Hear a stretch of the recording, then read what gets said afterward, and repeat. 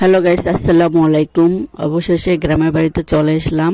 আপনাদের দোয়ায় সুস্থভাবে এসে পড়েছি বাড়িতে। তো গ্রামের বাড়িতে সকাল সকাল আপনাদের দেখাবো কবুতরের খামার। খামার বলতে কি, নিজেরা ছোট করে কবুতরের খোপ বানাইছে, সেখানে পালে লালন পালন করতেছে নিজেরাই খাবার জন্য। আর আমার ছোট ভাই লালন পালন করে, ওর খুব পছন্দ কবুতর পালনের জন্য।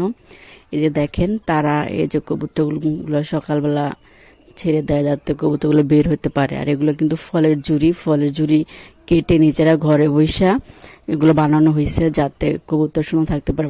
পাশে এগুলো হচ্ছে কাঠ দিয়ে বানানো হয়েছে।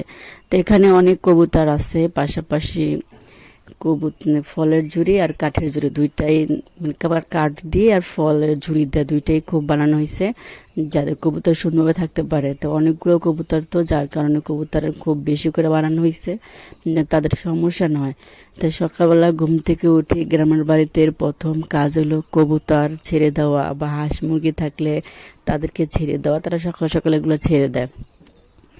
তো আপনাদের দেখাবো আমাদের কবুতরগুলো যে কিরকম দেখতে আর কতগুলো কবুতর আছে। এই যে দেখেন, আস্তে আস্তে করে সব কবুতরের মুখগুলো খুলে দেয় আর কবুতরগুলো আস্তে আস্তে বের হইতেছে। মানুষ সামনে দাঁড়ানো, তো যার কারণে একবারে বের হইতেছে না। ওরা মানুষ দেখলে একটু ভয় থাকে, যার কারণে আস্তে আস্তে বের হয়, একটা একটা করে বের হইতেছে। এই যে দেখেন, এখানে এই যে লাল ডিব্বাগুলো দেখেন, এগুলো পানি দেওয়া থাকে যাতে ওরা পানি খেতে পারে। আর খাবারের জন্য আলাদা করে খাবার দেয়। এই কবুতরগুলো ধান, গম, চাল এগুলো খাওয়ানো হয়। এই যে বেশিরভাগ কালো কবুতরটা বেশি, কবুতরগুলো খুব সুন্দর, কারণে একটু মোটা তাজা কবুতরগুলো দেখতেও ভালো লাগতেছে। এই যে অনেক কবুতর একটা একটা করে বের হইতেছে, আবার কিছু কবুতর ভয় ভিতরে চলে যেতে আসছে। তাই আমার সব থেকে কবুতর খুব বেশি ভালো লাগে দেখতে, অনেক পছন্দ করি কবুতরগুলো, মানে উড়া দেখা মানে খুবই ভালো লাগে দেখতে। তো বাড়িতে এসে দেখলাম সত্যি আগের থেকে কবুতর আরো বেশি বেড়ে গেছে। আগে যা দেখে গেছি তার থেকেও বেশি। দেখেন অনেকগুলো কবুতরের খোপ। আর আমরা কবুতরের এই যে কি সুন্দর করে পালন করতে আছে। আর দুটো কবুতরের বাচ্চা, একজোড়া বাচ্চা হয়েছে। এই যে কি সুন্দর মারামারি করতে আছে, সকাল সকাল পাখনা ঝাড়া দেয় ময়লা উদার করে দেওয়ার জন্য। আর সত্যি কবুতর যারা ভালোবাসে তারাই বুঝে কবুতরের লালন পালন কত যে কষ্ট। আর সত্যি কষ্ট ছাড়া কোনো কিছুই সফল হয় না। এটা খুব পরিশ্রম করে। সকালবেলা এগুলো ছেড়ে দিতে হয়, তারপর আদার খাওয়ায়, পানি খাওয়ায়, আবার টাইম টু টাইম এগুলো দেখতে হয়। আবার মাঝে মধ্যে কবুতর এক বাড়ি থেকে এক বাড়ি চলে যায়। দেখেন পাশে আবার এরকম টিনের ঘর আছে। এটা আসলে গরুর ঘর, নিচে গরু রাখে, তো উপরে চালের উপরে কবুতরগুলো বসে।